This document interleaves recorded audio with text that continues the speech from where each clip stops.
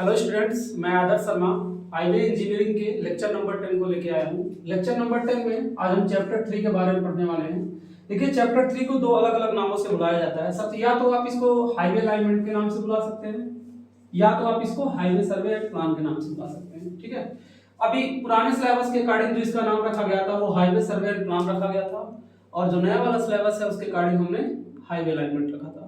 तो अगर आपको सिलेबस में ये दिखता है या फिर ये दिखता है तो इन दोनों में बिल्कुल भी सिमिलरिटी है, कोई डिसिमिलरिटी नहीं है। ठीक है ना, कोई भी अंतर नहीं है, दोनों एक ही है। बात करते हैं हाईवे अलाइनमेंट की, तो इसको हम हिंदी में बोलते हैं सड़क संरेखण। और हाईवे सर्वे एंड प्लान की बात करते हैं तो ये क्या है, महामार्ग सर्वेक्षण तथा आयोजन। जब भी किसी महामार्ग का क्या करते हैं, महामार्ग मतलब जो हाईवे होता है, हाईवे का हम सर्वेक्षण करते हैं, आयोजन करते हैं। तो ये जो सर्वेक्षण और आयोजन का पार्ट है, यही बेसिकली हमारा क्या होता है, इसी से हमारा क्या होता है, अलाइनमेंट निकलता है। तो अगर हम किसी चीज को या तो डायरेक्ट कहें या तो किसी को हम इनडायरेक्ट कहें, तो ये वाला जो है ये थोड़ा सा इनडायरेक्ट कहा जा रहा है। ठीक है ना। तो अब अगर एक छोटे से बात पे आते हैं, छोटे से बात को अगर ध्यान में रखते हैं कि इसकी नीड क्या है। सबसे पहले मैं आपको बताना चाहूंगा इसकी नीड क्या है, नीड या आवश्यकता क्या है। तो आपके दिमाग में आएगा नहीं बात कि हाईवे अलाइनमेंट अगर हो रहा है तो हाईवे अलाइनमेंट की क्या आवश्यकता है। तो मैंने आपको कल ही बताया था कि जब तक आप रोड का एक मिड वाला पार्ट नहीं डिसाइड करेंगे तब तक आप रोड को नहीं बना सकते हैं। जैसे कहीं भी हमको रोड को बनाना होगा तो सबसे पहले हम क्या करेंगे, रोड की मार्किंग करते हैं। क्या करते हैं, रोड की मार्किंग करते हैं। सबसे पहले अगर हमको कहीं पे रोड बनाना होगा तो क्या करेंगे, रोड की मार्किंग करेंगे। सर्वे वगैरह की बात बता रहा है, रोड मार्किंग करेंगे। तो समझिए कि हमने साइड का रोड मार्किंग कर लिया, लेकिन साइड से पहले हमको क्या करना पड़ेगा, अलाइनमेंट की मार्किंग करनी पड़ेगी।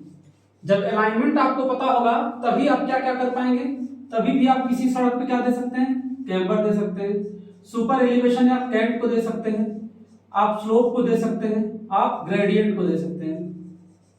आप यहां देख रहे हैं कि कितना ज्यादा जरूरी होता है रोड अलाइनमेंट। रोड अलाइनमेंट के कारण ही आप ये सारी चीजें प्रोवाइड कर पाएंगे। रोड अलाइनमेंट से हमको एग्जैक्टली ये पता हो पाता है कि किसी टर्नआउट पे, जैसे कोई मोड़ है तो यहाँ पे भी क्या होता है, यहाँ पे भी टर्नआउट देना काफी ज्यादा जरूरी होता है। सॉरी, यहाँ पे भी क्या होता है, अलाइनमेंट देना काफी ज्यादा जरूरी हो जाता है। अगर आप सड़क पे अलाइनमेंट नहीं देंगे तो आप किसी भी चीज को, किसी भी जियोमेट्रिकल डाटा को एग्जैक्टली फाइंड नहीं कर पाएंगे। ठीक है, तो नीड आप लगभग समझ गए होंगे कि नीड हम क्यों देते हैं। नीड हम इन्हीं फैक्टर्स की वजह से देते हैं जो हमारे क्या है, जियोमेट्रिकल रीजन होते हैं।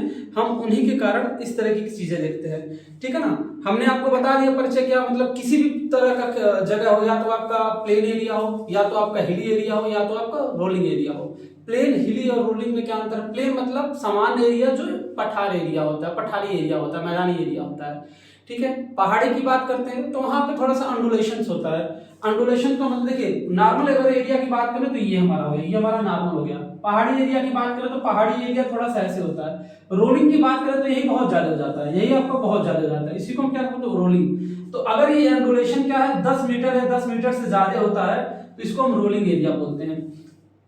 ये पहाड़ी पे मान लीजिए 5 मीटर के करीब होता है, और इसमें क्या होता है, इसमें 1 से 2 मीटर, इसमें 1 से 2 मीटर क्या, आप 1 मीटर के करीब मान लीजिए, आधा मीटर के करीब मान लीजिए, आधा मीटर के करीब एंडुलेशन हो सकता है, या फिर वो भी नहीं होता है। ठीक है ना, तो इस तरह से ये चीजें हो सकती हैं। ठीक है ना, अलाइनमेंट करने के बाद ही हम किसी सड़क को national highway, state highway, MDR, ODI या जिस भी प्रकार की हम श्रेणी रखते हैं वो हम उसके बाद में डिसाइड कर पाते हैं। ठीक है, तो आप नीड इसकी समझ गए होंगे क्या क्या हो सकता है। अब हम इसमें पढ़ेंगे कि टोपोग्राफिक मैप क्या होता है। अच्छा, आप जानते होंगे या कहीं ना कहीं सुने होंगे, जैसे आप लोग कभी ना कभी आपका घर बना होगा तो घर बनवाने से पहले आप क्या करते हैं, घर का मैप बनवाते हैं।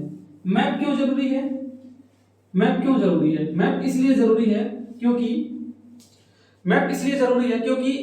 आप एक्चुअल तो फील्ड पे जाकर तो आपने देख लिया कि कैसे चीजें होती हैं, लेकिन जब तक आप उसका एक मैप नहीं बनाएंगे, एक मतलब उसका सॉफ्ट कॉपी में आप डाटा नहीं तैयार करेंगे, तब तक आप ये चीज नहीं डिसाइड कर सकते हैं कि हमारा प्लान किस तरह होगा, किस तरह प्लान नहीं होगा।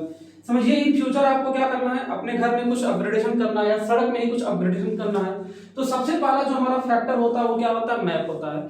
अगर आप बिल्डिंग कंस्ट्रक्शन की बात करें, या आप रोड कंस्ट्रक्शन की बात करें, या आप हाईवे कंस्ट्रक्शन की बात करें, आप किसी भी कंस्ट्रक्शन के फील्ड में चल जाएंगे, सिविल इंजीनियरिंग के किसी भी फील्ड में चल जाएंगे, तो सबसे पहले आपको क्या मिलेगा, सबसे पहला जो आपको स्टडी करना है किसी भी चीज के बारे में सर्वे से रिलेटेड, वो आपको मैप के बारे में स्टडी करना है। तो हम आपको एक छोटी सी चीज बताते हैं कि टोपोग्राफिक मैप क्या होता है। ठीक है, टोपोग्राफिक मैप, टोपोग्राफिक मैप, अगर आप इसके हिंदी में नाम की बात करें तो इसका हिंदी में नाम होता है स्थलाकृति मानचित्र। मैप का मतलब क्या है, मानचित्र, और टोपोग्राफिक का क्या मतलब है, स्थलाकृति। स्थलाकृति की अगर आप स्थलाकृति को शुद्ध भाषा में अगर आप जाने तो स्थलाकृति, कृति माने क्या होता है, बनावट, स्थल माने जमीन की सतह, तो मतलब जमीन की सतह की बनावट क्या है, जमीन की सतह की बनावट क्या है, हम उसको क्या बोलते हैं, उसको हम टोपोग्राफिक बोलते हैं। तो जमीन की सतह की बनावट को अगर हम एक मैप एक पेपर पे उतार दें तो उसी को हम क्या बोलते हैं, टोपोग्राफिक मैप बोलते हैं। मैंने आपको बहुत आसान शब्दों में ये चीज बताया, ठीक है ना। टोपोग्राफिक मैप क्या होता है, जब भी हम किसी जमीन के पॉइंट्स को या जमीन के डिटेल्स को किसी एक मैप पे उतार देते हैं, किसी एक पेपर पे उतार देते हैं, तो हम उसको क्या बोलते हैं, तब हम उसको टोपोग्राफिक मैप बोलते हैं, ठीक है ना। अब देखिए, जब भी सड़क का प्लानिंग किया जाता है, जब भी हम रोड का क्या करते हैं, रोड का प्लानिंग करते हैं, हम क्या करते हैं, रोड की प्लानिंग कौन करती है, बेसिकली गवर्नमेंट करती है, ठीक है ना। तो रोड की प्लानिंग किसके द्वारा किया जाता है, स्टेट गवर्नमेंट, सेंट्रल गवर्नमेंट, किसी के द्वारा किया जाएगा, मैं यहां सिंपल गवर्नमेंट लिख देता हूं। इसकी प्लानिंग किसके द्वारा की जाती है, गवर्नमेंट के द्वारा की जाती है, ठीक है ना। गवर्नमेंट का एक डिपार्टमेंट होता है, आपने बहुत सारे फिल्मों में या बहुत सारे जगहों पे आपने नाम सुना होगा, सर्वे डिपार्टमेंट ऑफ इंडिया या सर्वे ऑफ इंडिया। गवर्नमेंट का एक डिपार्टमेंट होता है क्या, सर्वे ऑफ इंडिया। भारत में जब भी रोड वगैरह बनाए जाते हैं या इस तरह की चीजें की जाती हैं, तो जो भारत गवर्नमेंट है, इंडिया गवर्नमेंट का ये जो भाग है, ये जो पार्ट है सर्वे ऑफ इंडिया, तो सर्वे ऑफ इंडिया क्या करता है, उस जगह पे जाता है, उस जगह का क्या करता है, सर्वे करता है। उस जगह पे, किस जगह पे, जहां पे रोड बनाना है, जहां पे क्या करना है, रोड बनाना है। मैं एरो से समझा दे रहा हूं चीजों, आपको आप समझिएगा। जहां पे भी सड़क बनाना है, सर्वे ऑफ इंडिया क्या जाता है, वहां पे जाता है, और वहां पे जाने के बाद क्या करता है, उस जगह का टोपोग्राफिक मैप बनाता है, टोपोग्राफिक मैप तैयार करता है, टोपोग्राफिक मैप तैयार करता है। आप लोग जब कभी जॉब वगैरह करेंगे कंस्ट्रक्शन साइट में, तो देखेंगे कि अगर कोई हाईवे बन रहा है तो आगे से ही हमारे पास क्या होता है, प्लान होता है कि कितना लंबा हाईवे बनेगा, कितना चौड़ा हाईवे बनेगा, हाईवे के अंदर कितने मिनी स्ट्रक्चर, कितने मेजर स्ट्रक्चर दिए जाएंगे। मिनी और मेजर की बात करें तो जैसे बड़ा वाला पुल, छोटा वाला पुल, छोटी पुलिया, ये सब कितनी संख्या में रहेगी, कितने बैरियर्स दिए जाएंगे, कितने लेंथ का बनेगा, ये सब प्री डिसाइडेड होता है, क्योंकि गवर्नमेंट ऑलरेडी क्या करती है, इन पॉइंट्स पे स्टडी कर ली होती है, ठीक है। इन पॉइंट्स पे क्या कर ली होती है, स्टडी कर लेती है, जिसके थ्रू वो टोपोग्राफिक मैप तैयार करता है, और इस टोपोग्राफिक मैप के मदद से हम पूरा का पूरा उसका डिजाइनिंग वगैरह सारा सब कुछ तैयार कर लेते हैं। तो मैंने क्या बताया, किसी भी रोड प्लानिंग की तैयारी गवर्नमेंट करती है। गवर्नमेंट सर्वे ऑफ इंडिया से कहती है कि आप जहां पे रोड बनाना है वहां पे जाइए और रोड को क्या करिए, रोड का टोपोग्राफिक मैप बनाइए। अब जब भी गवर्नमेंट ये टोपोग्राफिक मैप बनाती है तो टोपोग्राफिक मैप का एक स्केल लेके बनाती है। टोपोग्राफिक मैप हमेशा क्या बनाती है कि स्केल लेके बनाती है। आप लोगों ने जाना होगा स्केल क्या होता है, ठीक है। एक स्केल लेती है, जो स्केल होता है 1 सेंटीमीटर बराबर 0.66 मीटर, ठीक है। जो स्केल लेके बनाती है वो क्या होता है, सॉरी मीटर में लिख दिए, किलोमीटर होगा, 1 सेंटीमीटर बराबर 0.66 किलोमीटर, मतलब 0.66 किलोमीटर को ये क्या करता है, 1 सेंटीमीटर माप लेता है। क्योंकि समझिए कोई 500 किलोमीटर लंबी रोड है तो उसको हम पेपर आप कैसे बनाएंगे, तो उसको हम पेपर के लेंथ के अकॉर्डिंग हम क्या करेंगे, उसको स्केल में चेंज कर लेंगे। लेकिन ये जो स्केल है ये एक स्टैंडर्ड स्केल है। अगर आपको 1 नंबर के ऑब्जेक्टिव में कभी पूछ देता है एग्जाम में, एकेडमिक में, आपका जेईई वगैरह के एग्जाम में, कि सर्वे ऑफ इंडिया जो मैप यूज करता है उसमें स्केल क्या होता है, तो 1 सेंटीमीटर बराबर 0.66 किलोमीटर के बराबर होता है, ठीक है। तो मैंने आपको क्या बताया, सर्वे ऑफ इंडिया वहां पे जाता है, वहां पे क्या करता है, टोपोग्राफिक मैप तैयार करता है। टोपोग्राफिक मैप में क्या होता है, टोपोग्राफिक मैप में बेसिकली अगर हम बात करें तो वहां पे नदी कितनी है, नाले कितने हैं, जंगल है कि पहाड़ है कि घाटी है, धार्मिक स्थल है, तालाब है, क्या है, वहां पे डिटेल, जिस भी प्रकार का डिटेल होता है उस भी प्रकार का डिटेल वो बनाती है। और इसके अलावा क्या करती है, 15 से 30 मीटर, 15 मीटर से लेकर 30 मीटर के बीच में कंटूर बनाती है। 15 से 30 मीटर के बीच में कंटूर बनाती है। कंटूर आपने पढ़ा होगा, सेम एलिवेशन वाले पॉइंट्स को जोड़ने वाली लाइन क्या कहलाती है, कंटूर पढ़ा बोलती है, कहलाती है। हालांकि आपने कंटूर नहीं पढ़ा है, कंटूर अभी आप पढ़ेंगे, ठीक है ना, जब सर्वे पढ़ेंगे तब आप कंटूर पढ़ेंगे। तो अगर किसी ने सर्वे पढ़ा होगा पहले तो जानता होगा कि कंटूर क्या होता है, अगर नहीं पढ़ा होगा तो आगे आप जान जाएंगे कि कंटूर क्या होता है। कंटूर मैप एक ऐसा मैप होता है जिसमें हम सेम हाइट वाले पॉइंट्स को जोड़ देते हैं, उसी को हम कंटूर बोलते हैं। हाइट को एलिवेशन हम बोलते हैं टेक्निकल लैंग्वेज में, ठीक है। तो 15 से 30 मीटर के करीब क्या होता है, हम कंटूर लेते हैं, ठीक है। ये क्या रहा आपका ये सर्वे ऑफ इंडिया के तहत होने वाले जो काम है उन काम की जानकारी रही कि इस तरीके से किया जाता है, ठीक है ना। तो सर्वे ऑफ इंडिया क्या करता है, इन सारे पॉइंट्स पे काफी ज्यादा अध्ययन करता है, ठीक। अब उसके बाद बात आती है कि क्या क्या कंसिडरेशन लिया जाता है, मतलब जब सड़क संरेखण किया जाता है तो किन किन पॉइंट्स को दिमाग में रखा जाता है, किन किन बातों को दिमाग में रखा जाता है, तो उसको भी मैं आपको नेक्स्ट टॉपिक में बता देता हूं, ठीक है। इसको तब तक आप लोग नोट कर लीजिएगा वीडियो पॉज करके।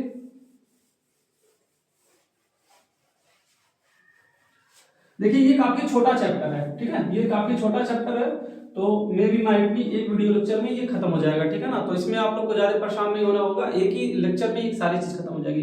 नेक्स्ट टॉपिक जो हमारा आता है वो आता है basic consideration governing alignment of A road. Basic consideration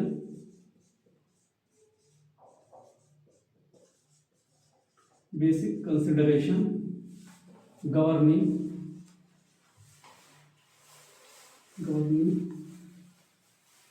alignment of road.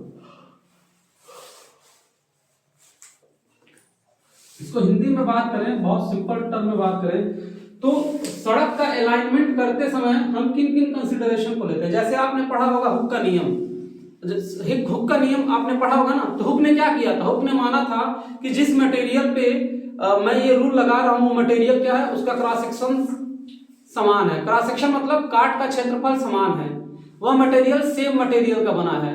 Same material मतलब सेम पदार्थ का बना है, ठीक है ना। तो इस तरीके से उन्होंने कंसिडरेशन मांग लिया था। तो हमने भी क्या करते हैं, इसमें कुछ कंसिडरेशन मान लेते हैं। तो क्या क्या कंसिडरेशन मानते हैं, सबसे पहले हम मानते हैं ऑब्लिगेटरी पॉइंट। सबसे पहला हमारा क्या होता है, ऑब्लिगेटरी पॉइंट। ऑब्लिगेटरी पॉइंट मतलब अपरिहार्य बिंदु। ऑब्लिगेटरी पॉइंट का क्या मतलब होता है, अपरिहार्य बिंदु। अपरिहार्य बिंदु कैसा होता है, ठीक है, ये ऐसे बिंदु होते हैं जिनको सड़क संरेखण से क्या रखना पड़ता है, दूर रखना पड़ता है। ऑब्लिगेटरी पॉइंट वो पॉइंट्स होते हैं जिनको हमको सड़क संरेखण से क्या रखना पड़ता है, दूर रखना पड़ता है, नहीं तो क्या होगी, सड़क की लंबाई काफी ज्यादा बढ़ जाएगी, ठीक है ना। सड़क की लंबाई काफी ज्यादा बढ़ जाएगी। तो ऑब्लिगेटरी पॉइंट्स वो पॉइंट्स होते हैं जिनको सड़क संरेखण करते समय हम क्या करते हैं, इनको दूर रख देते हैं, ठीक है। इसमें बहुत ज्यादा आपको स्टडी नहीं करना है, मेन चीजें जानना मैं इसलिए बता देता हूं। दूसरा क्या होता है, ट्रैफिक। मतलब दूसरा कंसिडरेशन हमको क्या करना पड़ता है, ट्रैफिक का। दूसरा कंसिडरेशन हमको क्या करना पड़ता है, ट्रैफिक का। ट्रैफिक को हिंदी में क्या बोलते हैं, ट्रैफिक को हिंदी में बोलते हैं यातायात। तो यातायात में क्या है भाई, जहां पे आप रोड बना रहे हैं वहां पे स्कूल है कि कोई धार्मिक स्थल है, कोई कारखाना है, कोई फैक्ट्री लगी है, क्या चीज लगी है। तो हम जब भी सड़क बनाते हैं, अलाइनमेंट करते हैं, तो ट्रैफिक का ध्यान रखते हैं। हम कोशिश करते हैं कि सड़क को हम ट्रैफिक के पास से ही ले जाएं कि वो जो सड़क है उसकी उपयोगिता बढ़ सके, ठीक है ना। अगर हम रोड को किसी जंगल से लेते गए तो फिर कोई मतलब ही नहीं है, उसका यूज ही नहीं होगा। तो हम उसको क्या करते हैं, किसी ट्रैफिक से ही गुजारते हैं। तीसरा जो पॉइंट हमारा आता है वो रोड जियोमेट्री आता है। तीसरा जो पॉइंट आता है हमारा क्या आता है, रोड जियोमेट्री। ये मैं आपको पहले भी बता दिया हूं कि सड़क संरेखण करते समय हम क्या करते हैं, रोड जियोमेट्री का ख्याल रखते हैं। रोड जियोमेट्री में मैंने आपको ऑलरेडी बता दिया, कैम्बर होता है, कैंट होता है, सुपर एलिवेशन होता है, और भी बाकी सारी क्रॉस स्लोप होता है, ग्रेडियंट होता है, साइड डिस्टेंस होता है। जितनी भी चीजें आप पढ़ लें तो हम इसमें रोड जियोमेट्री का भी ख्याल रखते हैं। आगे आता है इकोनॉमिक्स। इकोनॉमिक्स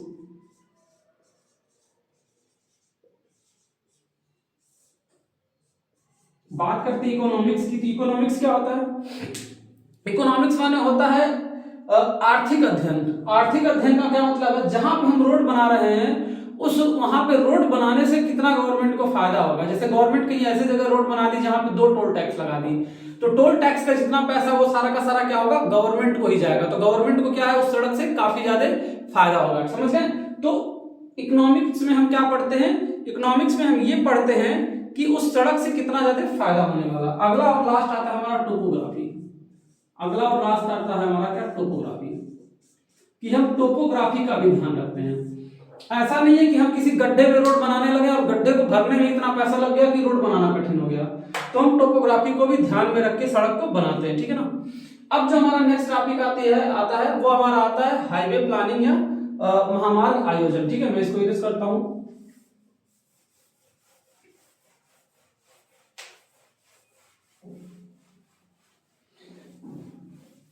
नेक्स्ट टॉपिक हमारा आता है हाईवे प्लानिंग।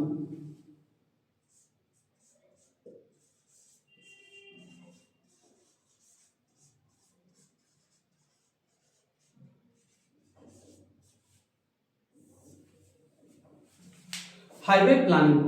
अब हाईवे प्लानिंग क्या है, तो देखिए किसी भी हाईवे को प्लान करने से पहले हमको कुछ चीज अपने दिमाग में रखना पड़ता है कि हम इस चीज को इस तरीके से करेंगे। ठीक है ना। तो अगर वो चीज आपके दिमाग में नहीं रहेगी तो क्या होगा, आप उस काम को अच्छे से नहीं कर पाएंगे। जैसे आप लोग घर पे सोचते होंगे कि आज मुझे सब्जी लाना है या फिर आज आपको सुबह से शाम तक ये काम करना है, तो आप क्या करते हैं, उसकी एक लिस्ट तैयार कर लेते हैं या अपने उसको नोट्स कहीं कर लेते हैं कि आपके दिमाग में रहे कि वो काम आपको करना है। ठीक है ना। तो हम कुछ चीजों की बात करते हैं जिन चीजों के बारे में आज हमको पढ़ना है हाईवे प्लानिंग के अंदर। तो हाईवे प्लानिंग के अंदर हम कुछ चीजों की स्टडी करते हैं। सबसे पहला आता है हमारा इकोनॉमिकल स्टडी। सबसे पहले हमारा आता है इकोनॉमिकल स्टडी। इकोनॉमिकल स्टडी का मतलब क्या है, आर्थिक अध्ययन। इकोनॉमिकल का मतलब क्या है, आर्थिक अध्ययन। दूसरा बात करते हैं फाइनेंशियल स्टडी। फाइनेंशियल स्टडी मतलब वित्तीय अध्ययन, financial study, financial study, financial study. तीसरा हम बात करते हैं तो तीसरा आता है हमारा ट्रैफिक सर्वे और चौथा आता है इंजीनियरिंग सर्वे। तीसरा क्या आता है, ट्रैफिक सर्वे। तीसरा हमारा आता है ट्रैफिक सर्वे, चौथा आता है इंजीनियरिंग सर्वे, इंजीनियरिंग सर्वे। ठीक है। पांचवें की अगर हम बात करते हैं तो पांचवा हमारा आता है हाईवे लोकेशन। पांचवा क्या आता है, highway location.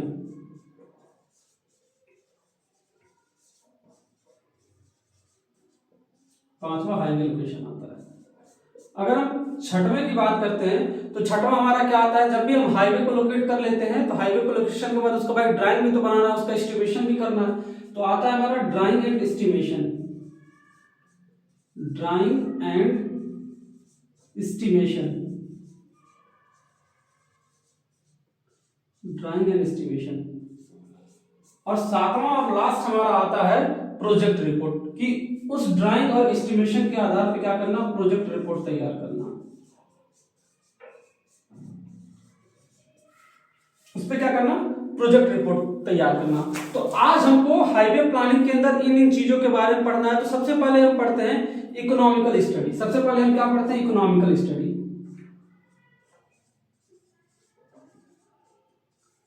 Economical study, economical study को हिंदी में क्या बोलते हैं, आर्थिक अध्ययन। क्या बोलेंगे, आर्थिक अध्ययन।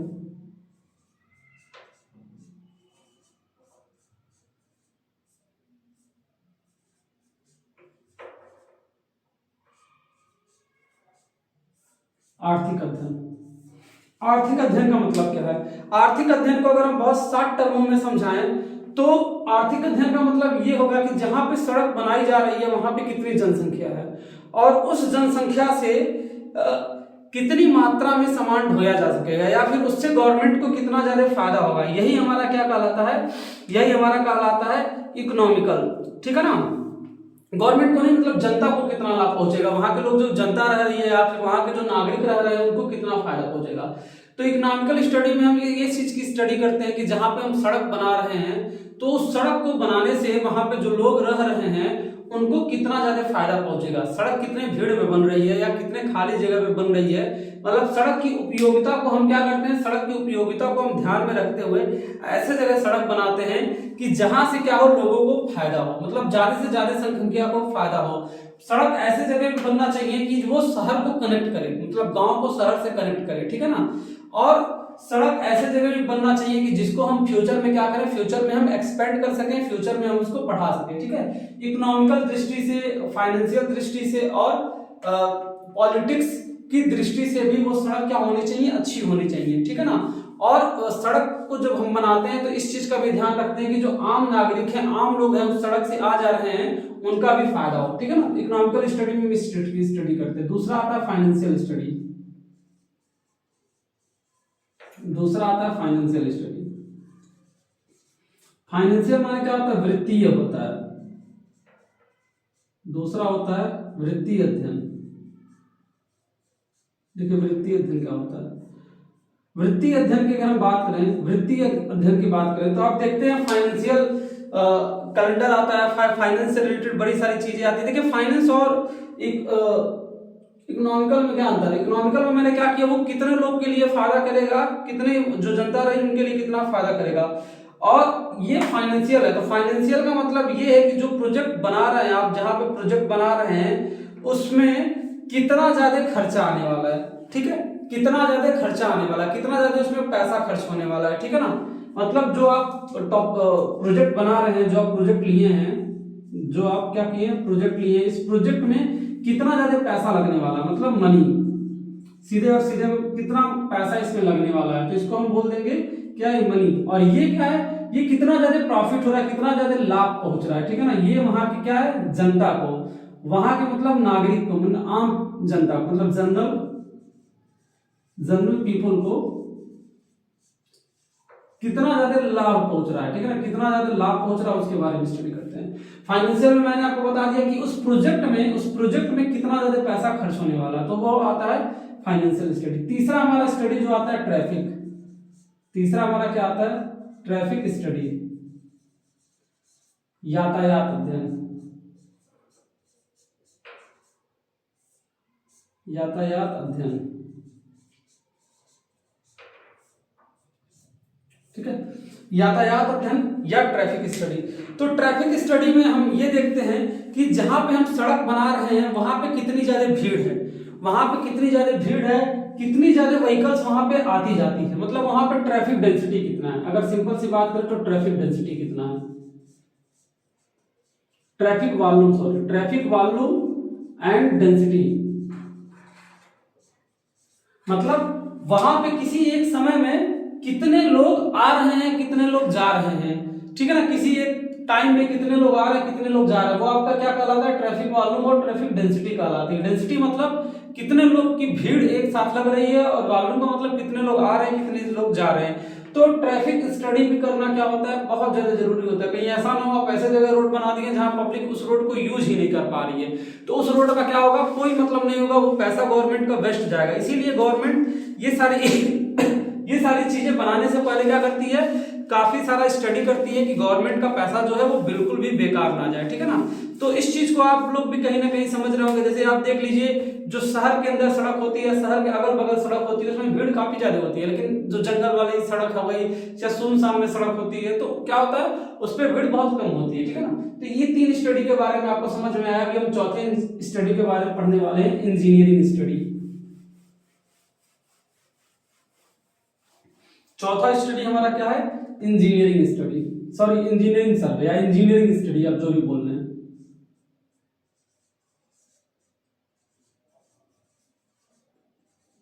इंजीनियरिंग सर्वे या इंजीनियरिंग स्टडी, कोई दिक्कत की बात नहीं। इंजीनियरिंग आप लोग कर ही रहे हैं, तो इंजीनियरिंग की मैं क्या हिंदी में बताऊं, इंजीनियरिंग को हिंदी में क्या बोलते हैं, अभियांत्रिकी सर्वेक्षण। तो देखिए इसमें सबसे पहले क्या किया जाता है, इसमें क्या किया जाता है, सबसे पहले सर्वेक्षण के आधार पे, सर्वे के आधार पे हम क्या करते हैं, टोपोग्राफिक मैप तैयार करते हैं, ठीक है ना। इसमें हम सबसे पहले क्या करते हैं, इसमें हम सबसे पहले उस स्थान पे जाते हैं, उस स्थान पे जाने के बाद वहां का हम क्या देखते हैं, टोपोग्राफी देखते हैं। मतलब जहां पे प्रोजेक्ट बनाना है वहां पे हम जाते हैं और वहां पे क्या देखते हैं, वहां पर टोपोग्राफी देखते हैं। टोपोग्राफी मतलब वहां पे जमीन कैसा है, वहां पे ग्राउंड कैसा है, मैदानी क्षेत्र है कि पानी वाला क्षेत्र है कि क्या है, मतलब जैसे प्लेन एरिया है, जैसे क्या है वहां पर प्लेन एरिया है कि हिली एरिया है, प्लेन एरिया हो गया, हिली एरिया हो गया, कहीं वहां पे रिवर तो नहीं ना है, कहीं वहां पे रिवर तो नहीं ना है, कहीं वहां पे क्या पांड तो नहीं ना है। तो एरिया किस तरह का वो चीज देखते हैं। इस एरिया को देखने के बाद हम वहां क्या क्या करते हैं, टोपोग्राफिक मैप बनाते हैं।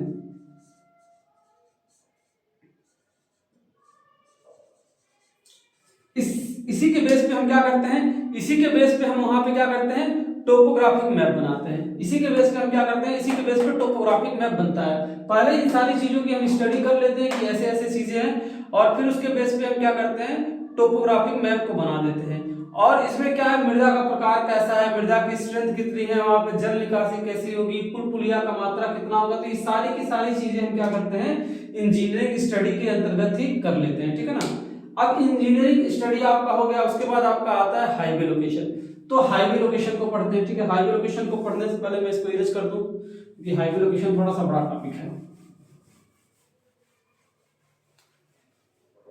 ठीक है। आपका क्या आ जाता है, हाईवे लोकेशन।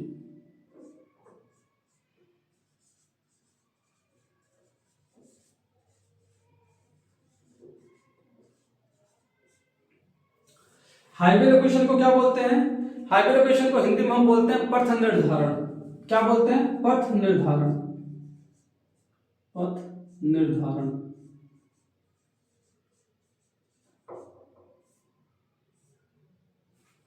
सॉरी, थोड़ा सा गलती लिख दिया मैं, यहाँ पे ये नहीं रहेगा।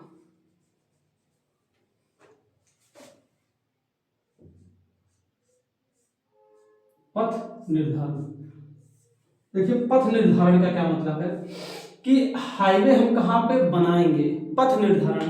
तो हाईवे जब हम जहाँ पे भी हम बनाएंगे तो पथ को हम किस तरह निर्धारित करेंगे, मतलब जो वहां पे हाईवे बनेगा उसको हम किस तरह निर्धारित करेंगे। तो इसके लिए क्या, इसके लिए कुछ पॉइंट्स है जिनके बारे में हमको ऑलरेडी फिर इसमें पढ़ना पड़ेगा। तो इसमें भी कुछ टाइप के स्टडी की जाती है। जैसे पहला हमारा आता है मैप लोकेशन। सबसे पहले हम इसमें क्या पढ़ते हैं, मैप लोकेशन के बारे में पढ़ते हैं।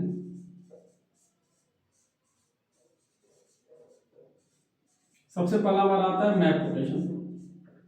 दूसरा हमारा क्या आता है, रेकनिनेंस सर्वे, ठीक है ना।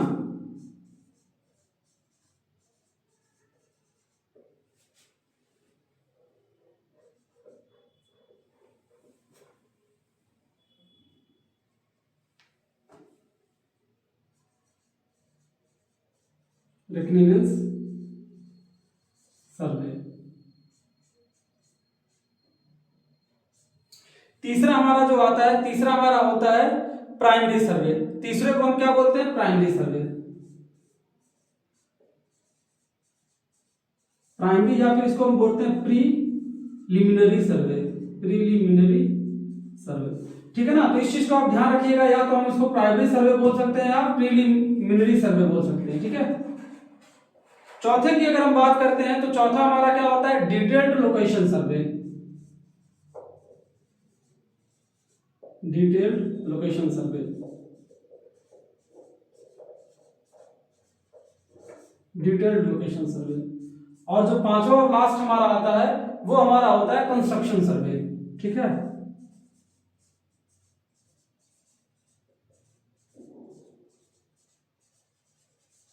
कंस्ट्रक्शन सर्वे आता है, ठीक है। तो ये 5 तरीके के सर्वे होते हैं। अब इसको हम क्या करते हैं, 1 बाय 1 पढ़ते हैं। सबसे पहले हम इसके बारे में पढ़ते हैं, मैप लोकेशन के बारे में।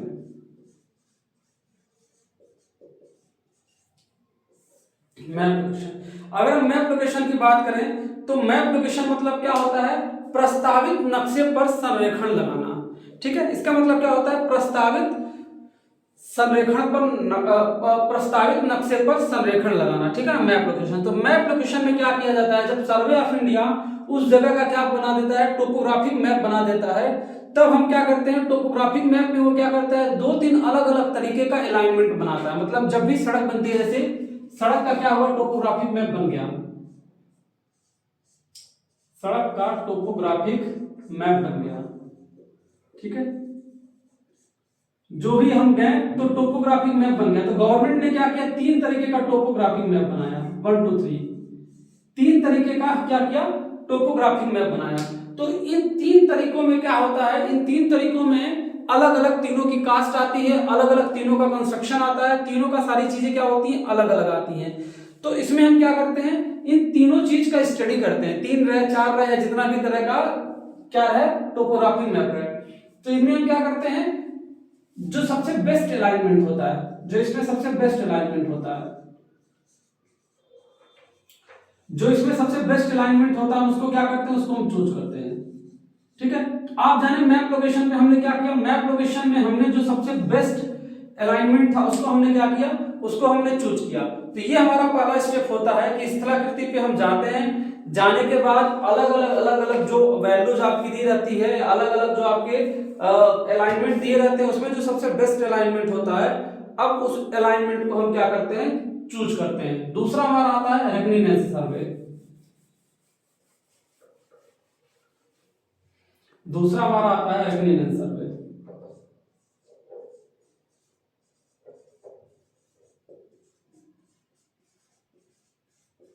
रेकनिनेंस सर्वे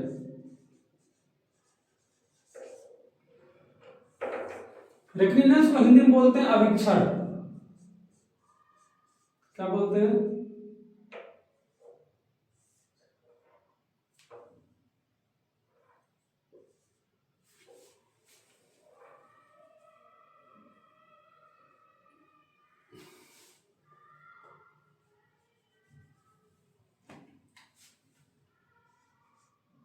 अवीक्षण। सर्वे का मतलब क्या होता है, सर्वे का मतलब होता है सर्वेक्षण। ठीक है, अवीक्षण सर्वेक्षण, अवीक्षण सर्वेक्षण। अब देखिए रेकनिनेंस सर्वे में क्या होता है। रेकनिनेंस सर्वे की अगर हम बात करें तो रेकनिनेंस सर्वे में हम क्या करता है, अब मानचित्र पे जो भी संरेखण थे, मानचित्र पे मैंने आपको क्या बोला कि अलग अलग जो संरेखण रहते हैं, तो उनमें से हम किसी एक को क्या करते हैं, चूज कर लेते हैं। तो जब जो सबसे बेस्ट वाला संरेखण होता है, उस बेस्ट संरेखण पे क्या करेंगे, अब जो सबसे बेस्ट वाला संरेखण रहेगा यहाँ पे क्या रहता है, बेस्ट अलाइनमेंट। जो सबसे बेस्ट अलाइनमेंट होता है, उस बेस्ट अलाइनमेंट में हम क्या करते हैं, इंजीनियर्स की एक टीम को भेजते हैं। किसको भेजते हैं, इंजीनियर्स की एक टीम को भेजते हैं। इंजीनियर्स की क्या होती है, एक टीम जाती है। उस बेस्ट अलाइनमेंट पे क्या होती है, इंजीनियर्स की एक टीम जाती है। इंजीनियर्स की जब टीम जाती है तो वहां पे क्या करती है, इंजीनियर्स की टीम जब जाती है तो वहां पे नॉलेज इकट्ठा करती है, या वहां पे जो डिटेल होता है, जो आपका डिटेल होता है, उस डिटेल को इकट्ठा करती है कि उनसे मतलब फ्यूचर में क्या क्या परेशानियां आ सकती हैं, जो अभी करंट है, मतलब जैसे कि उस हाईवे के बगल में पेट्रोल पंप बन सकता है कि नहीं बन सकता है, कोई रेस्टोरेंट बन सकता है कि नहीं बन सकता है, किसी टाउनशिप को बसा सकते हैं कि नहीं बसा सकते हैं, ठीक है ना, कोई स्कूल कॉलेज बन सकता है कि नहीं बन सकता है। तो इन सारी चीजों को हम क्या कर सकते हैं, सारी चीजों को हम क्या करते हैं, सारी चीजों को नोट डाउन कर लेते हैं, और नोट डाउन करने के बाद हम क्या करते हैं, अपने अलाइनमेंट को फाइनल कर लेते हैं। जो अलाइनमेंट हमने चूज किया था अगर वो सही होता है तो उसको हम क्या कर देते हैं, उस अलाइनमेंट को हम फाइनल कर देते हैं, उस अलाइनमेंट को हम फाइनल कर देते हैं। उसके बाद हमारा आता है प्राइमरी सर्वे। उसके बाद हमारा आता है प्राइमरी सर्वे। प्राइमरी सर्वे यानी प्राथमिक सर्वे।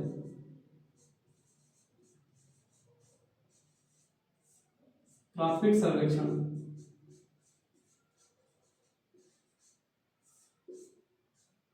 प्राथमिक सर्वेक्षण, देखिए प्राथमिक सर्वेक्षण में क्या किया जाता है, जो हमने अलाइनमेंट फाइनल किया था,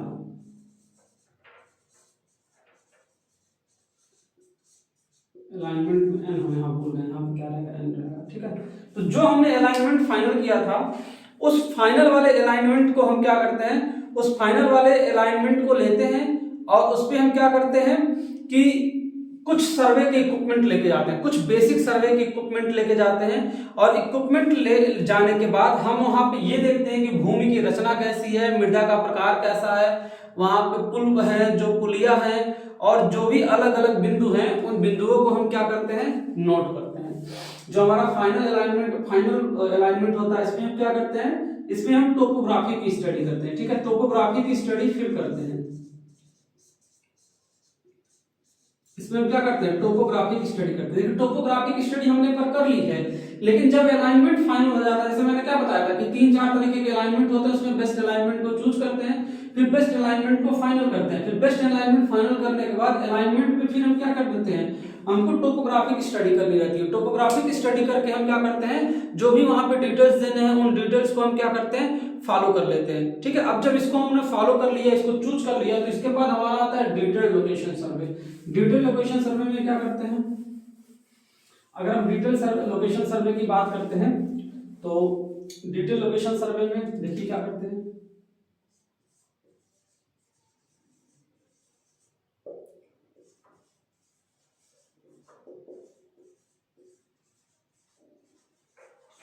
देखिए डिटेल लोकेशन सर्वे क्या होता है।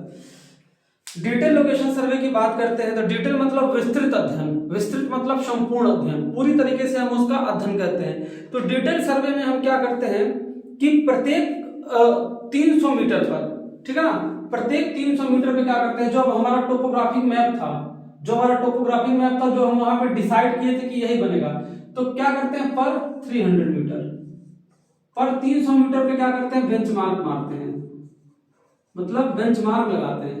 ठीक है, बेंचमार्क को पॉइंट आउट करते हैं। बेंचमार्क मतलब क्या होता है, बेंचमार्क ये होता है कि वो जो जमीन है उस जमीन की समुद्र तल से कितनी हाइट है, वो जो जमीन होगा उस जमीन का समुद्र तल से कितना हाइट होगा या सी लेवल से कितना हाइट होगा। बाकी आप सर्वे में पढ़ेंगे कि सी लेवल से कितना हाइट क्या है, अभी मैं वो यहाँ बताऊंगा तो इस टॉपिक को कवर नहीं कर पाऊंगा। तो हर 300 मीटर पे हम क्या करते हैं, बेंचमार्क डिसाइड कर लेते हैं। जब हमारा बेंचमार्क डिसाइड हो जाता है तो फिर हम क्या करते हैं, पर 30 मीटर, हर 30 मीटर पे हम क्या करते हैं, क्रॉस सेक्शन बनाते हैं। हर 30 मीटर पे हम क्या करते हैं, क्रॉस सेक्शन बनाते हैं। ठीक है ना, हर 30 मीटर पे हम क्या बनाते हैं, क्रॉस सेक्शन तैयार करते हैं। ये कैसा क्रॉस सेक्शन होता है, ये क्रॉस सेक्शनल अनुप्रस्थ काट आप सुने हैं ना, तो वही हम क्या करते हैं, अनुप्रस्थ काट तैयार करते हैं। अनुप्रस्थ काट मतलब जो मैप होता है उस मैप का एक वो खाका तैयार कर लेते हैं, एक उसका हम खाका तैयार कर लेते हैं कट करके कि उसका क्रॉस सेक्शन किस तरह होगा, उसका क्रॉस सेक्शन किस तरह होगा। ठीक है ना, क्रॉस सेक्शन का मतलब जैसे ये पेन है, ये पेन है, पेन को अगर हम यहाँ से काट देते हैं तो हमको क्या दिखेगा, आपको यही वाला भाग दिखेगा। तो ये वाला क्या है, ये वाला क्रॉस सेक्शन है, ये आपको जितना हिस्सा दिख रहा है ये सब ये क्या क्रॉस सेक्शन है। उसी तरह रोड को जब हम बनाते हैं तो रोड का क्या करते हैं, क्रॉस सेक्शन बीच से कट कर लेते हैं, तो हमको पता हो जाता है कितने लेयर्स में क्या क्या क्या चीज बनेगा। तो हम डिटेल लोकेशन सर्वे में ये चीज करते हैं। डिटेल लोकेशन सर्वे में हम क्या करते हैं, सर्वे इक्विपमेंट लेके जाते हैं। इसमें हम क्या करते हैं, सर्वे इक्विपमेंट लेके जाते हैं।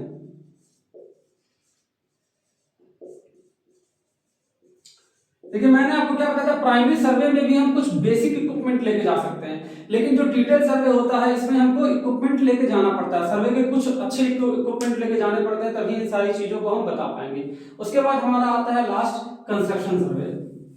लास्ट हमारा क्या आता है, कंस्ट्रक्शन सर्वे।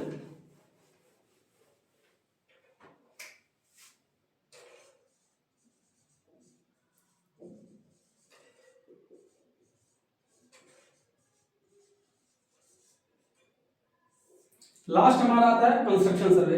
कंस्ट्रक्शन सर्वे की बात करें तो कंस्ट्रक्शन सर्वे में हम क्या करते हैं, कंस्ट्रक्शन सर्वे में अब हमने क्या किया, सारा डिटेल ले लिया, सब कुछ ले लिया, तो इसमें हम क्या करते हैं, पूरी तरह क्या करते हैं, रोड की मार्किंग कर लेते हैं। कंस्ट्रक्शन सर्वे में हम क्या करते हैं, रोड की मार्किंग कर लेते हैं।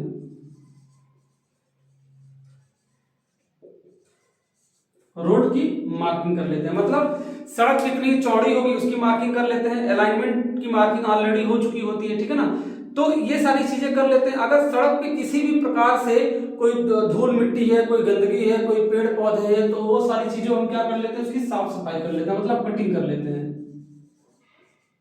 कटिंग ऑफ ट्रीज या फिर प्लांट्स फ्रॉम प्रोजेक्टेड रोड, मतलब जो रोड हम बनाने वाले हैं, प्रोजेक्टेड इसीलिए लिख दिए, जो रोड हम बनाने वाले हैं वहां पे हम क्या करते हैं, जो भी फालतू चीजें हैं उनको हम क्या कर लेते हैं, कट वगैरह करके वहां से हटा देते हैं। ठीक है, रोड का क्या कर लेते हैं, मिडिल लाइन डिसाइड कर लेते हैं। मिडिल लाइन ऑफ रोड, इसको हम क्या कर लेते हैं, मिडिल लाइन ऑफ रोड को डिसाइड कर लेते हैं। जो साइड साइड होता है, side line of road, side line of road, इसको भी हम डिसाइड कर लेते हैं। मतलब सड़क की जो पट्टी होती है इसको भी डिसाइड कर लेते हैं। ठीक है ना, सड़क पे जो टर्नआउट दिए जाते हैं, टर्नआउट मतलब जो मोड़ होता है,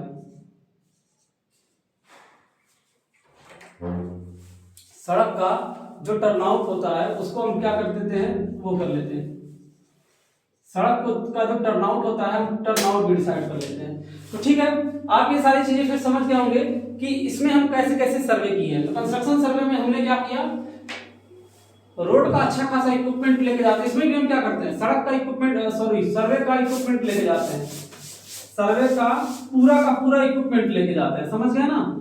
जितने इक्विपमेंट सर्वे में हो सकते हैं, जो सर्वे में हमको काम आते हैं, सारे इक्विपमेंट लेके जाते हैं, रोड की मार्किंग करते हैं, पेड़ वगैरह अगर है कोई गंदगी है तो उसकी साफ सफाई कटिंग करते हैं, रोड का मिडिल लाइन, रोड का साइड लाइन, रोड का टर्नआउट, सब कुछ हम क्या करते हैं इसमें डिसाइड कर देते हैं। तो इस तरीके से आपका हाईवे लोकेशन क्या होता है, हाईवे लोकेशन इस तरह खत्म होता है।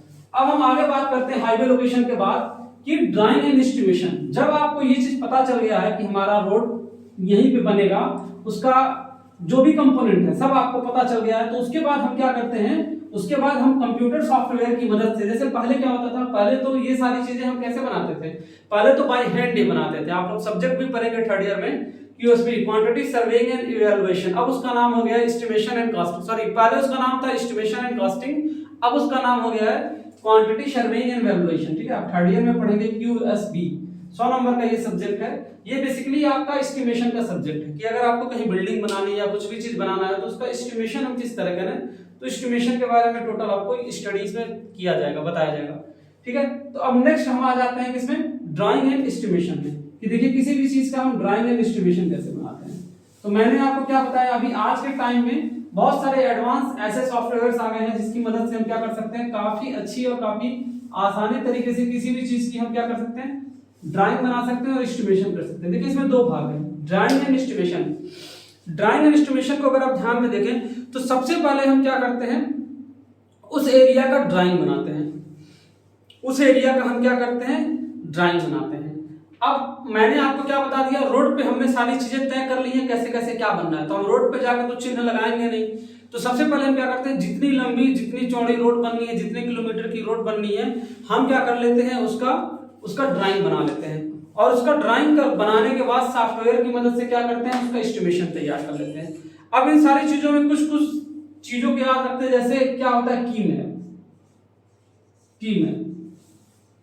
की मैप कौन सा मैप होता है, की मैप मतलब कुंजी प्लान। कुंजी प्लान का मतलब क्या है, देखिए इस नक्शे में क्या होता है, इस नक्शे में जो वर्तमान में परिवहन है, वर्तमान में जो चीजें हैं उसमें उसका डाटा इसमें रखा जाता है। दूसरा होता है इंडेक्स प्लान। इंडेक्स प्लान में क्या किया जाता है, स्थाकृति के बारे में रखा जाता है, ठीक है ना। इंडेक्स मैप बोलते हैं। इंडेक्स मैप में क्या डिसाइड होता है, इंडेक्स मैप में हम टोपोग्राफी को रखते हैं, ठीक है। इंडेक्स मैप में हम क्या करते हैं, टोपोग्राफी को। तो इसी तरह इसमें काफी सारे पॉइंट्स है, लगभग 15-20 पॉइंट्स है, लेकिन ये आपके सिलेबस में है नहीं, ठीक है। देखिए दो चीज आपके सिलेबस में नहीं है, ड्राइंग, एस्टिमेशन, प्रोजेक्ट रिपोर्ट, लेकिन चूंकि ये इसका भाग है तो मैं आपको इसलिए बता देना चाहता हूं, मैं इसको छोड़ना नहीं चाहता हूं, ठीक है। ये बेसिकली पूछा नहीं जाता, अगर आपसे पूछा जाता तो सिर्फ और सिर्फ आप इन 5 के बारे में लिखेंगे, क्योंकि 5 तो ये है ही है और 5 इसके पार्ट है, तो 10 तो आपके ऐसे ही हो जा रहे हैं, ये 2 आप बिना मतलब क्यों लिखेंगे। तो मैंने क्या बताया, ड्राइंग में हम उसका क्या करते हैं, उसका 2D ड्राइंग बना देते हैं, और 2D ड्राइंग बनाने के बाद हम उसका एस्टिमेशन तैयार कर लेते हैं। जब ये दो चीज तैयार हो जाता है तब फिर हम उसके बाद क्या बनाते हैं, प्रोजेक्ट रिपोर्ट बनाते हैं।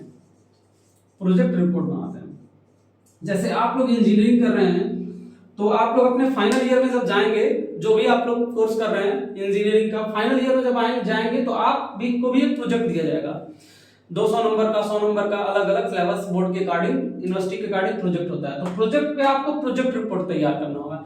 जैसे किसी ने प्रोजेक्ट ले लिया rain water harvesting, rain water harvesting अगर उसने ले लिया तो उसमें ये रहेगा कि आप रेन वाटर को कहां से कलेक्ट कर रहे हैं, कितने एरिया में कलेक्ट कर रहे हैं, उसको वाटर को कहां यूज कर रहे हैं, उसमें एस्टिमेशन कितना आ रहा है, उसका रिपोर्ट। तो रिपोर्ट में सारी डिटेल होती है। रिपोर्ट में मतलब इकोनॉमिकल स्टडी से लेके ड्राइंग एंड एस्टिमेशन तक की सारी जानकारी होती है। मतलब इतना मैं आपको जो भी पढ़ा रहा हूं, ये सारा का सारा जानकारी किसमें होता है, प्रोजेक्ट रिपोर्ट में होता है। और जब ये प्रोजेक्ट रिपोर्ट बनकर तैयार हो जाता है तो गवर्नमेंट क्या करती है, गवर्नमेंट टेंडर निकालती है, ठीक है। अब देखिए अब मैं जो चीजें आगे बता रहा हूँ ये आपके काम का चीज नहीं है, बस ये आपके काम की चीज है, ये आपके सिलेबस में नहीं है, ठीक है ना। तो बस मैं आपको नॉलेज के लिए बताता हूँ। जब आपका प्रोजेक्ट रिपोर्ट तैयार हो जाता है तो गवर्नमेंट क्या करती है, गवर्नमेंट खुद किसी काम को नहीं करवाती। मैंने आपको बीओटी बताया था ना, बिल्ड ऑपरेट एंड ट्रांसफर। तो गवर्नमेंट क्या करती है, यहाँ यहाँ बिल्ट ऑपरेट एंड ट्रांसफर के कॉन्सेप्ट को अडॉप्ट करती है। गवर्नमेंट क्या करती है, एक टेंडर निकालती है। इस टेंडर के थ्रू क्या होता है, अलग अलग कंपनियां आती हैं, अलग अलग कंपनियां आती है। जो भी कंपनी सबसे बेस्ट प्रोजेक्ट रिपोर्ट बनाती है, सबसे इकोनॉमिकल प्रोजेक्ट रिपोर्ट बनाती है, वो इस टेंडर को क्या करती है, ले लेती है। और वो इस टेंडर को लेने के बाद क्या करती है, जो गवर्नमेंट का डीपीआर है, डीपीआर मतलब डेली प्रोग्रेस रिपोर्ट है, उस डीपीआर पे क्या करती है, वर्क करती है। वो कंपनी उस डीपीआर पे वर्क करती है, रोड को बनाती है, रोड को ऑपरेट करती है और फिर गवर्नमेंट को क्या करती है, ट्रांसफर कर देती है। समझ गए?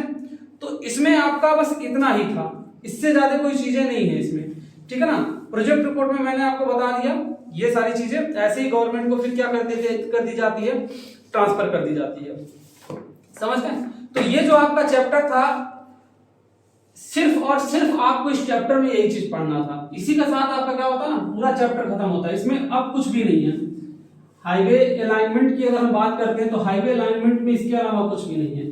लेकिन ये चैप्टर है बहुत ज्यादा इंपॉर्टेंट क्यों है, क्योंकि इसमें जितने टाइप्स की स्टडी होती है रोड से रिलेटेड, ये आपको सारी की सारी दे दी गई है। ठीक है, कंपटीशन की दृष्टि से अगर हम देखें तो कंपटीशन की दृष्टि से भी क्या है, ये सड़क, ये मतलब जो चैप्टर है हाईवे अलाइनमेंट, ये काफी ज्यादा इंपॉर्टेंट है। तो इसमें आपको बेसिकली 5 चीजें ही पढ़नी है। जो लास्ट का 2 था, drawing and estimation and project report, ये उतना जरूरी नहीं है। अगर आप हायर स्टडी करते हैं तो प्रोजेक्ट रिपोर्ट के बाद भी आप पढ़ेंगे कि गवर्नमेंट टेंडर निकालती है। जैसे मैं आपको बता दूं, अभी आगरा से आगरा नहीं, ये आपका बनारस की रोड बन रही थी, तो बनारस की रोड गवर्नमेंट ने टेंडर निकाला था। इसको किसने लिया था, 2 अलग अलग कंपनी ने लिया था। एक रिट्स ने लिया था और एक किसने लिया था, आईकॉन ने लिया था।